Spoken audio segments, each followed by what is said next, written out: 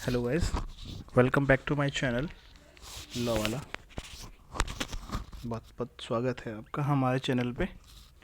और हम आज डिस्कस्ड नेक्स्ट आगे लिमिटेशन एक्ट को आगे प्रोसीड करेंगे और सेक्शन 6, 7, 8 इनके बारे में डिस्कस करेंगे। तो चलिए स्टार्ट करते हैं लेक्चर को। तो सेक्शन 6 क्या बोलता है? लीगल डिसेबिलिटी यानी विधिक निर्योग्यता। हम हिंदी और इंग्लिश दोनों में पढ़ेंगे ताकि हिंदी मीडियम वाले बच्चों को भी सुविधा रहे, वो भी अपना पढ़ सके। तो सेक्शन 6 क्या बोलता है? लीगल डिसेबिलिटी यानी विधिक निर्योग्यता। क्या बोलता है ये? Where a person entitled to institute a suit, कोई पर्सन है जो इंटाइटल्ड है सूट को इंस्टीट्यूट करने के लिए, और make an application for execution of degree. तो ध्यान रखना ये सेक्शन 6 है, किस किस पे अप्लाई होता है? तो एक तो सूट पे, और दूसरा एन एप्लीकेशन। एप्लीकेशन भी किसके लिए? For the execution of decree. Decree के एग्जीक्यूशन के लिए जो ऑर्डर 21 चलता है ना सीपीसी का, उसकी बात कर रहा है। At the time from which the prescribe period is to be recognised, जब से प्रेस्क्राइब पीरियड जब रिकॉग्न होता है तब क्या होता है? ए माइनर है, वो इंसेन है और इडियट है। तो क्या कौन कौन सी डिसेबिलिटी उनको सीज कर रही है? तो देखना, एक मिनट। तो वो क्या है? एक तो माइनर है, दूसरा इंसेन है और इडियट है।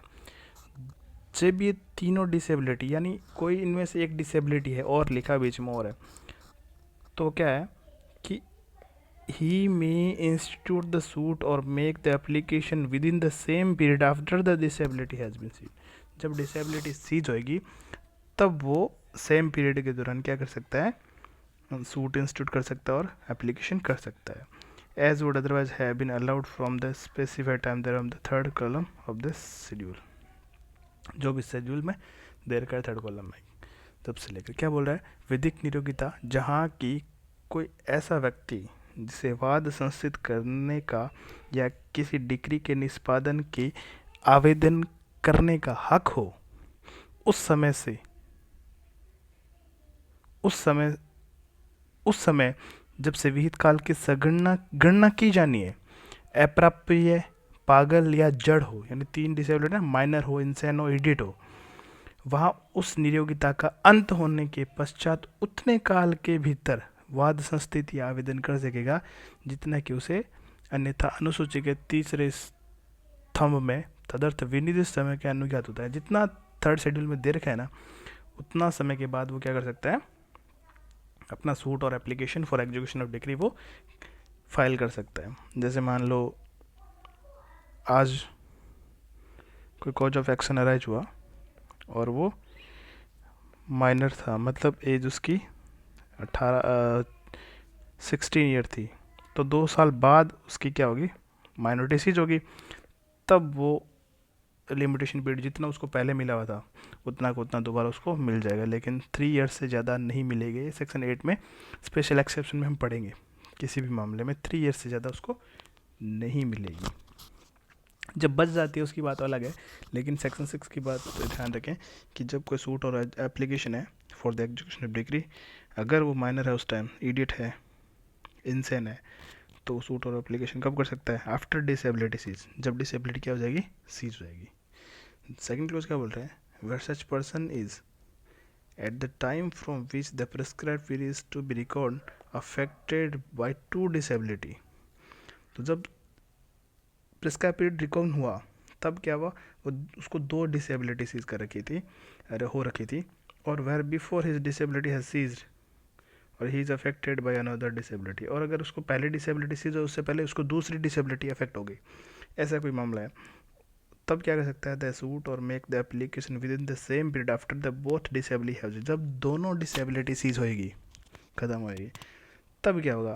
वो सेम पीरियड में क्या कर सकता है? सूट इंस्टीट्यूट कर सकता है या application for execution of degree कर सकता है। ये हुआ सेक्शन 6 का सेकंड क्लोज। अब थर्ड क्लोज की बात करेंगे। थर्ड क्लोज क्या बोलता है? वेट, थर्ड क्लोज क्या बोलता है?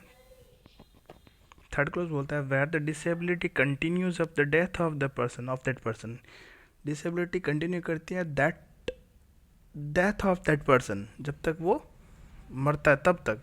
His legal representative may institute the suit or make the application within the same period after the death और as would have at would otherwise have been allowed from the time so specified. तो उसका legal representative क्या कर सकता है, वो suit या मैं एप्लीकेशन कर सकता है। अगर वो मान लो बंदा इडियट था और मर गया तो डिसेबिलिटी चीज़ नहीं हुई, लेकिन अब माइनर क्या करेगा, इंटेंटल हो जाएगा वो, सॉरी जो उसका लीगल रिप्रेजेंटेटिव है वो उसका सूट उसी टाइम पीरियड में फाइल करेगा और एप्लीकेशन भी करेगा for execution of degree. Fourth clause क्या बोल रहा है, where his legal representative referred in subsection, जो थर्ड क्लोज में अभी जो लीगल रिप्रेजेंटेटिव बताया था कि डेथ के बाद लीगल रिप्रेजेंटेटिव करेगा, वो क्या at the date of death of person whom his representatives affected by any सच।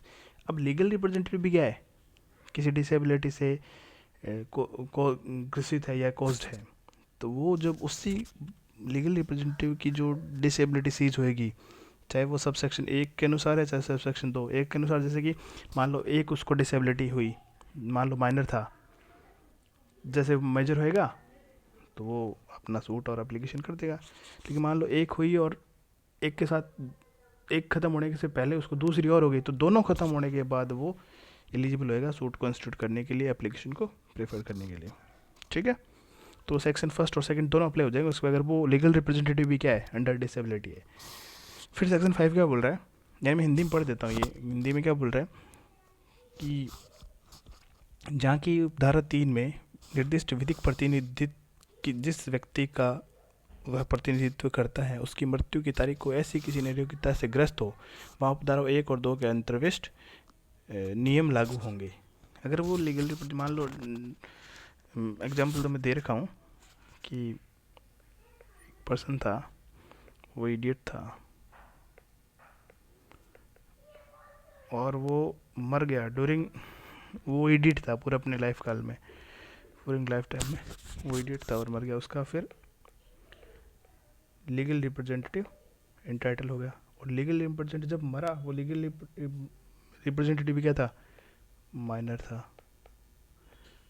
तो जब माइनर की जो डिसेबिलिटी है जब सीज होएगी, तब समय मिलेगा जितना स्पेसिफाइड करके शेड्यूल में, और जितना सेम पीरियड उसको मिला था उसके पिताजी को या फादर साहब को।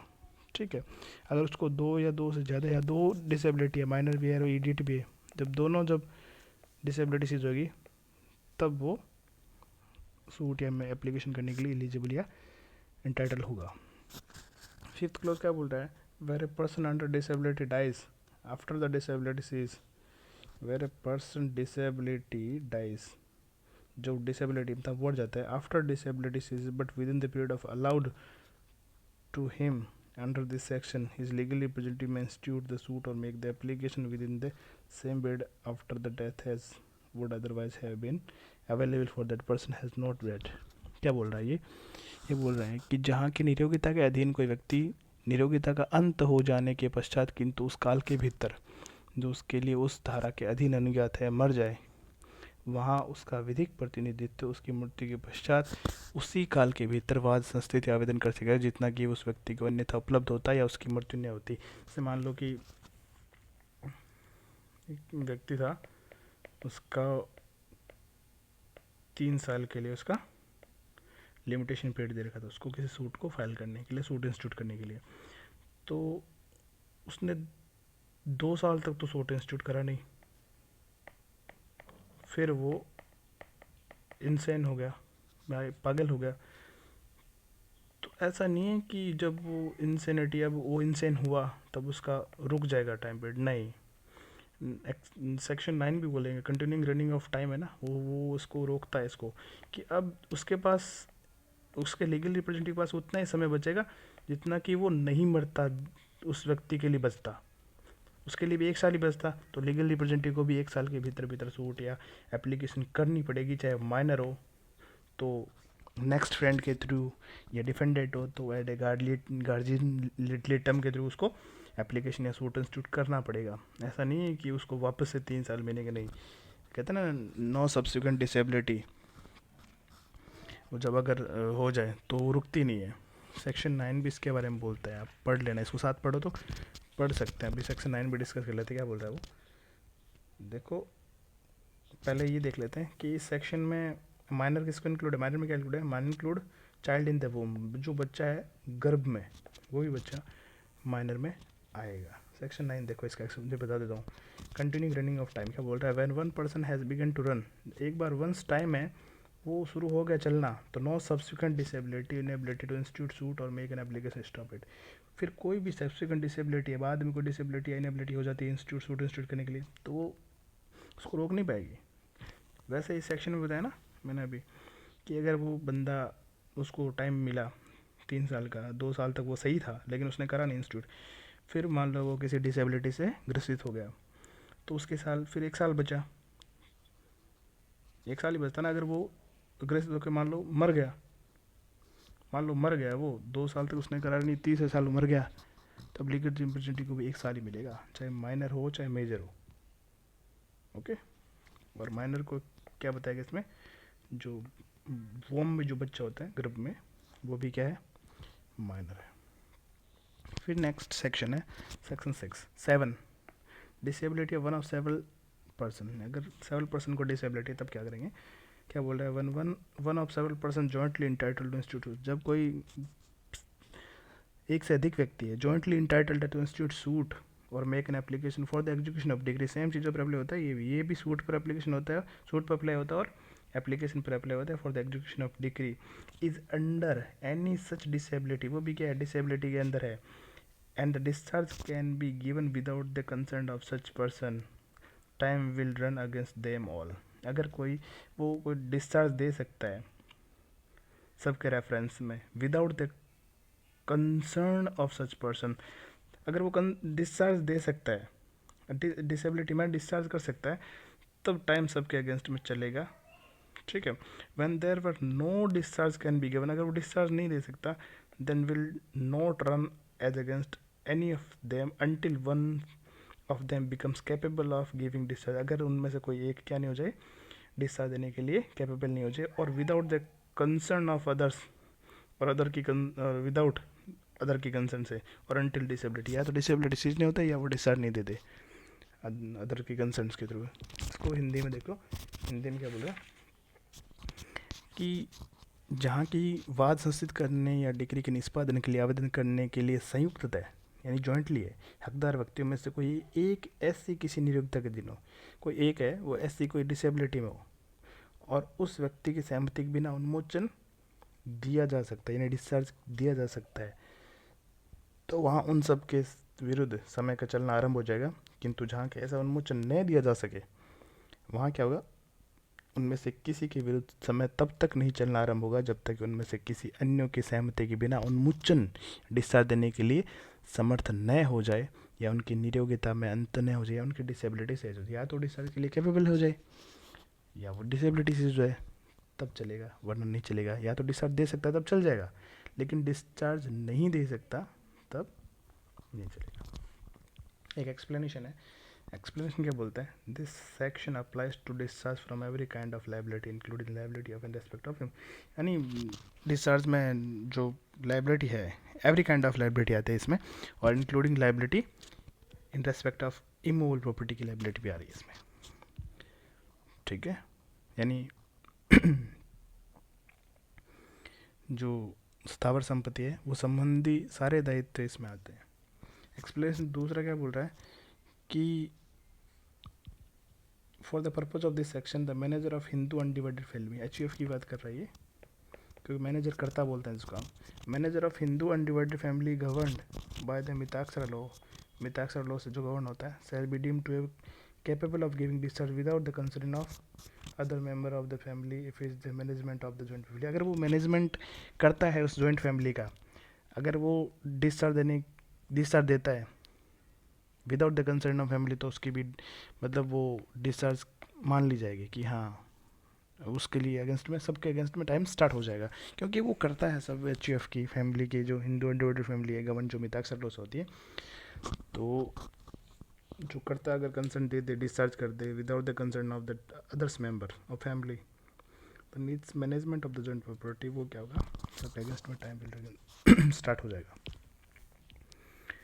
फिर स्पेशल एक्सेप्शन सेक्शन 8 देखो, इंपॉर्टेंट है, बहुत इंपॉर्टेंट है ये। स्पेशल एक्सेप्शन क्या बोलता है, नथिंग इन दिस सेक्शन 6 और 7 applies to the suit of enforce right preemption, यानी किस पर अप्लाई नहीं होता सेक्शन 6 और 7, यानी डिसेबिलिटी वाला प्रोविज़न किस पे अप्लाई नहीं होता, प्रीएम्पशन पे, हकसुफा के अधिकार है ना, जो भी जो पड़ोसी को या अपने नेबर में जो भी रहता है उनको जो राइट होता है प्रॉपर्टी का, उन पर ही अप्लाई नहीं होते। यानी कोई बात धारा 6 या 7 की कोई भी बात सुफा अधिकारों के प्रवर्तित कराने के वादों को लागू नहीं होती, न किसी वाद अथवा आवेदन की परिसीमा काल की निरोगिता के अंत से या उससे ग्रस्त व्यक्ति की मृत्यु से 3 वर्ष से अधिक विस्तारित करने वाली समझी जाएगी, और shall be deemed to extend or more than 3 years from the cessation of disability or death of the person affected by the period of limitation for every sort of। मान लो एग्जांपल देता हूँ इसका क्या बोल रहा है ये बोल रहा है कि मान लो कोई पर्सन है, उसको उसका पीरियड ऑफ लिमिटेशन होता है 3 साल का, और वो उस समय था जब उसका कॉज ऑफ एक्शन इंस्टीट्यूट के लिए इंस्टीट्यूट करने के लिए अराइज हुआ, तब वो था 17 साल का, या मान लो 17 साल का था, 16 साल का मान लेता हूँ मैं। जब डिसेबिलिटी कब सीज हो जाएगी इसकी, 18 साल, भाई 18 साल होगी ना, तो 2 साल बाद में 2 साल तो निकल गया उसका, फिर लेकिन जैसे डिसेबिलिटी सीज होगी तो उसको 3 साल पूरे मिलेंगे, 3 ईयर। मान लो कोई व्यक्ति था, उसको 6 साल का फिर लिमिटेशन मिला और उसकी उम्र थी 12 साल, जैसे वो 18 का होगा तो ये 6 साल तो निकल गए, लेकिन 18 के बाद उसको 3 साल ही मिलेंगे, नहीं कि 6 साल। ध्यान रखेंगे, डिसेबिलिटी चाहे डेथ हो जाए या डिसेबिलिटी कोई जो इडियट और माइनर इंसेंट वाली हो, तो जब नया जो पीरियड ऑफ लिमिटेशन आपको मिलेगा वो 3 साल से ज़्यादा का नहीं होगा। एक्सेप्शन की उस कंडीशन में, जैसे मान लो आपको 12 साल का पीरियड ऑफ लिमिटेशन मिला हुआ है और आपकी उम्र 17 साल ही है, तो 1 साल तो आपका निकल गया, लेकिन 11 साल तो आपको मिलेगा, वो कंडीशन अलग है। ध्यान रखें इस कंसेप्ट को। ओके, तो आज हमने सेक्शन 6 करा, 7 करा, 8 करा, 9 भी करा। तो सेक्शन 6 में हमने देखा कि लीगल डिसेबिलिटी क्या है, लीगल डिसेबिलिटी हमने देखा suit or make an application for the acquisition को डिग्री के लिए, जिसमें डिसेबिलिटी, माइनर, इंसेन और इडियट के बारे में बता रहे कि अगर वो हो तो वो जो पहले डिसेबिलिटी सीज होगी तभी वो क्या करेगा, सोच इंस्टीट्यूट करेगा। लेकिन अगर एक डिसेबिलिटी और दूसरे से अफेक्ट हो जाए, या 2 डिसेबिलिटी एक के बाद एक और हो जाए, तो दोनों डिसेबिलिटी जब सीज होए तब वो सूट और एप्लीकेशन कर सकता है। फिर सब सेक्शन 3 क्या बोलता है, डेथ हो जाए तो उसका लीगल रिप्रेजेंटेटिव सूट इंस्टीट्यूट कर देगा। अगर मान लो लीगल रिप्रेजेंटेटिव क्या है, वो डिसेबिलिटी सीज है, जब लीगल रिप्रेजेंटेटिव की डिसेबिलिटी सीज होगी तो सब सेक्शन 1 और 2 भी लीगल रिप्रेजेंटेटिव अप्लाई हो जाएगी। ये सब सेक्शन 4 बात करता है, सब सेक्शन 5 बात करता है कि कोई डिसेबिलिटी से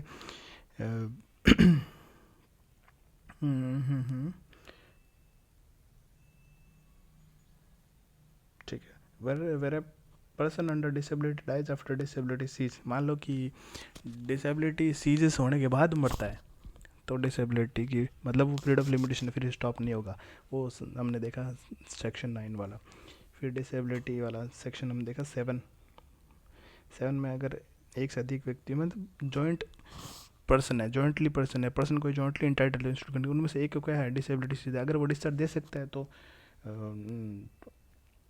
time will run against all of them. अगर वो डिस्चार्ज नहीं दे सकता तो टाइम शुरू नहीं होगा अनटिल एंड अनलेस कि वो डिसेबिलिटी सीज नहीं हो जाए या वो डिस्चार्ज नहीं देती without concern of that person. ठीक है, एक्सेप्शन है, एक्सप्लेनेशन है इसमें 2। इसमें एक तो लाइबिलिटी में कौन कौन सी लाइबिलिटी है, वो including liability in movable property, immovable property और मिताक्षर लॉ से जो गवर्न होता है HUF वाला, उसमें करता है अगर वो कंसर्न दे दे, विदाउट कंसर्न अगर वो कंसर्न कोई डिस्चार्ज कर दे तो भी मान लिया जाएगा। फिर continuous of running time section 9 क्या बोलता है, where once time has begun, एक बार समय शुरू हो गया तो no subsequent disability or inability to institute suit or make an application stop it, फिर उसको कोई रोक नहीं पाएगा।